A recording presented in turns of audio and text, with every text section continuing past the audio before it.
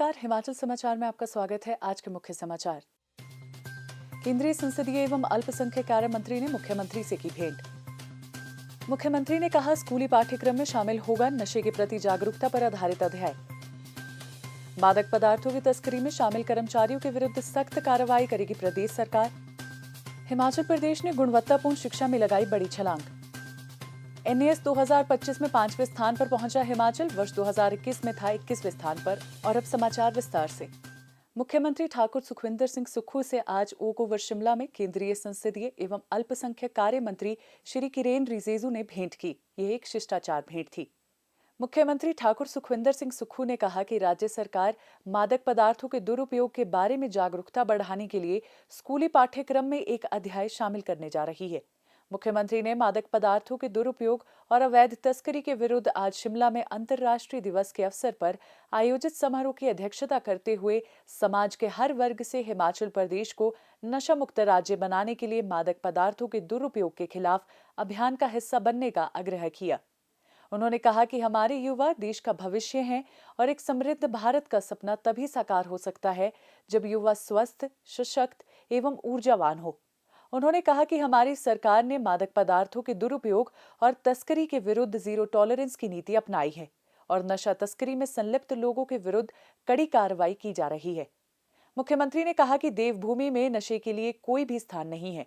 उन्होंने युवाओं से आह्वान किया कि वे खुद को नशे से दूर रखें और अपने साथियों को भी इस विनाशकारी रास्ते पर जाने से रोकें। मैं आज इस मंच से समूचे प्रदेश की जनता को संदेश देना चाहता हूं कि देवभूमि हिमाचल में नशे के लिए कोई स्थान नहीं। समाज में इस प्रकार की बुराइयां नहीं पनपनी चाहिए, अपितु इसमें समाज के लोगों का भी हाथ होता है, जिस कारण इन नशीले पदार्थों का आदान प्रदान संभव हो पाता है। नशे के कारोबार में संलग्न लोग शायद भूल जाते हैं कहीं ना कहीं उनके द्वारा वितरित किया जा रहा यह जहर किसी न किसी रूप में उनके बच्चों और सगे संबंधियों को भी नशे के जाल में जकड़ सकता है। इसलिए माता पिता, शिक्षकों, कर्मचारियों, व्यापारियों तथा छात्र छात्राओं सहित समाज के सभी वर्गों से आग्रह करता हूं कि प्रदेश सरकार की नशा मुक्त हिमाचल मुहिम में अपना भरपूर सहयोग प्रदान कर इसमें बढ़कर हिस्सा ले।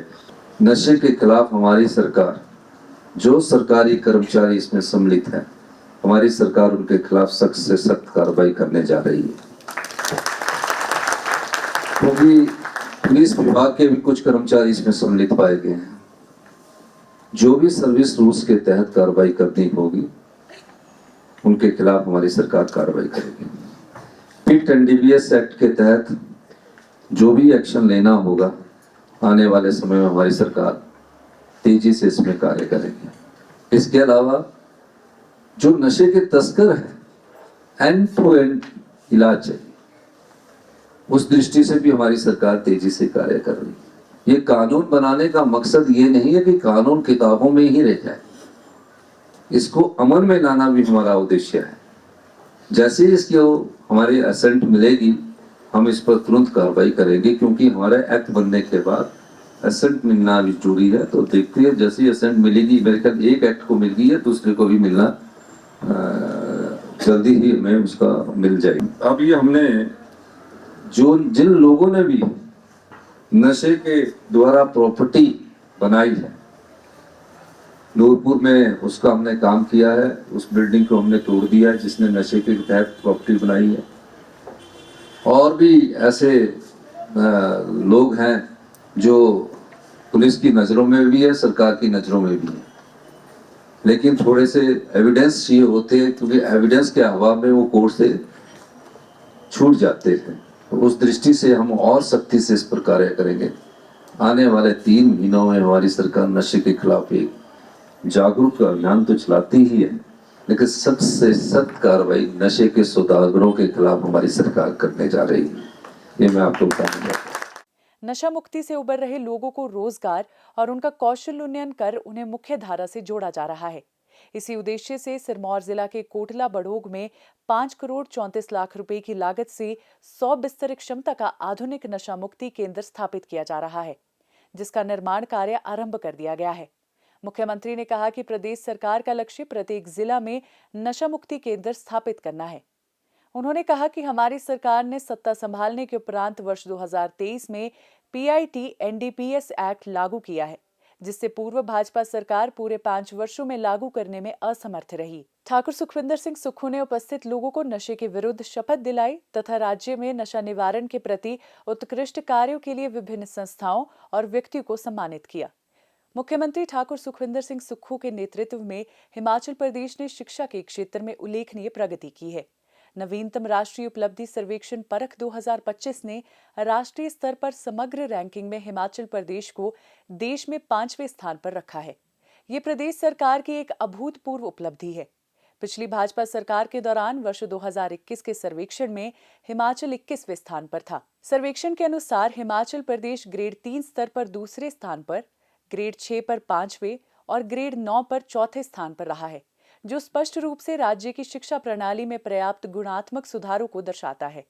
मुख्यमंत्री ठाकुर सुखविंदर सिंह सुक्खू के मार्गदर्शन में वर्तमान सरकार द्वारा शिक्षा क्षेत्र में किए जा रहे क्रमबद्ध सुधारों के परिणाम स्वरूप हिमाचल को ये उपलब्धि हासिल है।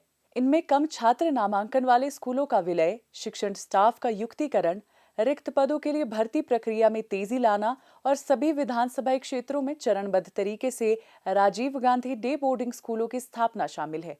हमने शिक्षा की क्वालिटी में सुधार करने के लिए हमने स्कूलों का रैशनलाइजेशन किया और जहां कोई बच्चा नहीं था उन स्कूलों को बंद किया और उन टीचरों को दूसरी जगह भेजा।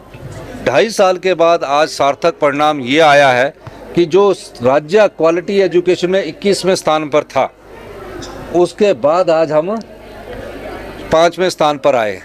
5वां स्थान उद्देश्य नहीं है मेरा, पहला स्थान उद्देश्य है। उस उद्देश्य से हमने क्या परिवर्तन किया?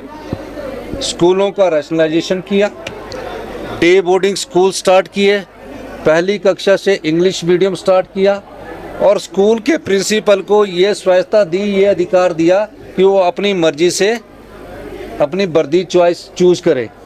उसके अलावा डे बोर्डिंग स्कूल में लोगों उन बच्चों के लिए खेल की सुविधा हो और दिन में खाने की सुविधा हो, उस दृष्टिकोण से एक Rajiv Gandhi day boarding school बनेगा जिसमें प्री नर्सरी से लेकर +2 तक एक ही स्कूल होगा। एलिमेंट्री एजुकेशन अलग था, सेकेंडरी एजुकेशन अलग था। दोनों का मर्जर किया और स्कूल एजुकेशन एक बनाया और कॉलेज एजुकेशन एक बनाया। ये सब फैसले 2.5 साल में हुए। इसी को व्यवस्था परिवर्तन कहते हैं कि जो सरकार 21वें स्थान पर शिक्षा को ले गई, कौन लेगी? 17 से 22 तक कौन थे? वो 21वें स्थान पर ले गई और हम 5वें स्थान पर लाए। इसके अलावा शिक्षकों और विद्यार्थियों के अंतर्राष्ट्रीय शैक्षणिक संस्थानों के एक्सपोजर दौरे ने वैश्विक शिक्षण दृष्टिकोण और समग्र शैक्षणिक गुणवत्ता को बढ़ाने में योगदान दिया है। इन रणनीतिक कदमों से विद्यार्थियों के सीखने के परिणामों और समग्र शैक्षिक गुणवत्ता में उल्लेखनीय सुधार आया है।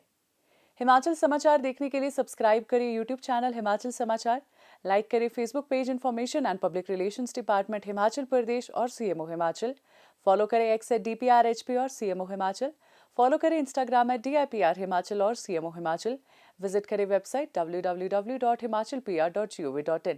इस अंक में इतना ही, कल फिर होगी मुलाकात। दीजिए इजाजत, नमस्कार।